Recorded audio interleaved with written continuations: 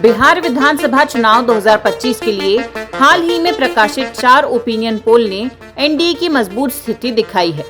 इन सर्वेक्षणों के अनुसार एनडीए को 40 से 52% वोट शेयर और 130 से 158 सीटें मिलने की संभावना है, जो 2020 के प्रदर्शन से काफी बेहतर है। इन सर्वेक्षणों से पता चलता है कि एनडीए की स्थिति मजबूत है, लेकिन महागठबंधन भी कड़ी चुनौती पेश कर रहा है। चुनाव के नतीजे नवंबर 2025 में आएंगे, जिसके बाद ही स्पष्ट होगा कि बिहार की जनता किसे चुनती है। लेकिन वर्तमान में चुनावी सर्वे के अनुमान है कि एनडीए 2010 वाली ऐतिहासिक जीत दोहरा सकती है, जब उसने 39% वोट शेयर के साथ 243 में से 206 सीटें जीती थी।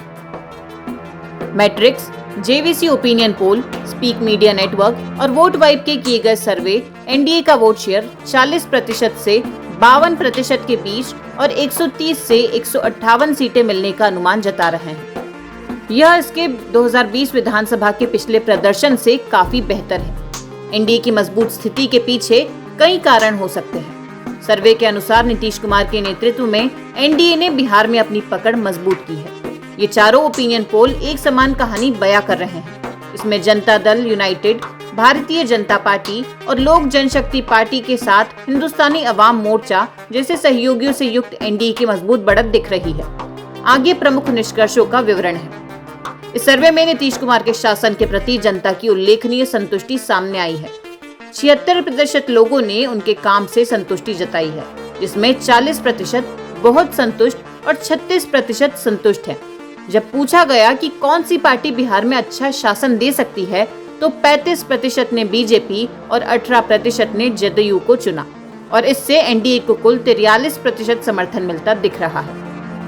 सबसे चौंकाने वाला निष्कर्ष ये है कि 20 साल के मुख्यमंत्री कार्यकाल के बावजूद 42% लोग नीतीश कुमार को ही मुख्यमंत्री के रूप में देखना चाहते हैं।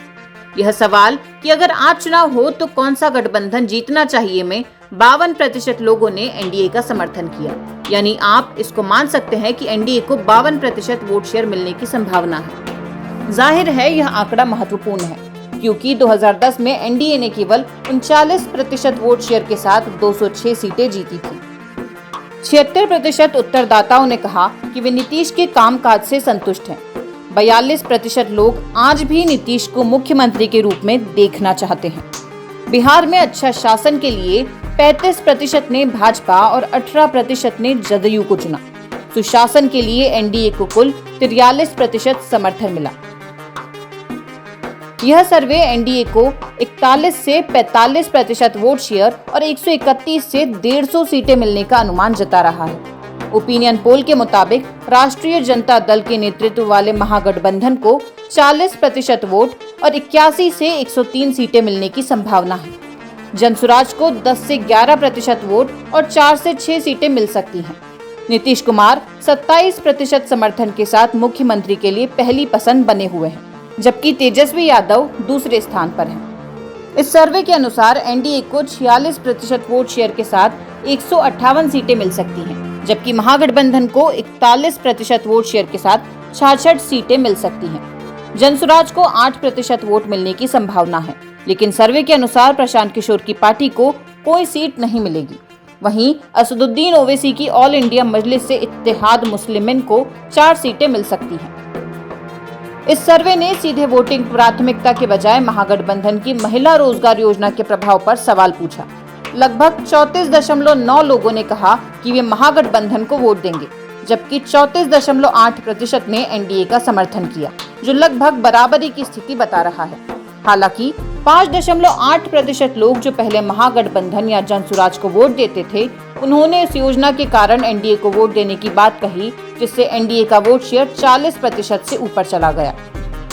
कुल मिलाकर ये सर्वे बताते हैं कि एनडीए को 130 से 158 सीटें और 40 से 52% वोट शेयर मिलने की संभावना है, जो 2020 के प्रदर्शन से काफी बेहतर है।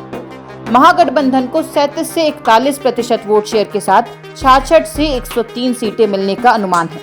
इस चुनाव को बिहार के लिए परिवर्तनकारी चुनाव भी कहा जा रहा है। दरअसल यह न केवल एनडीए की वापसी का संकेत है, बल्कि भविष्य में राज्य के नेतृत्व और राजनीतिक समीकरण में संभावित फेरबदल की भी ओर इशारा करता है।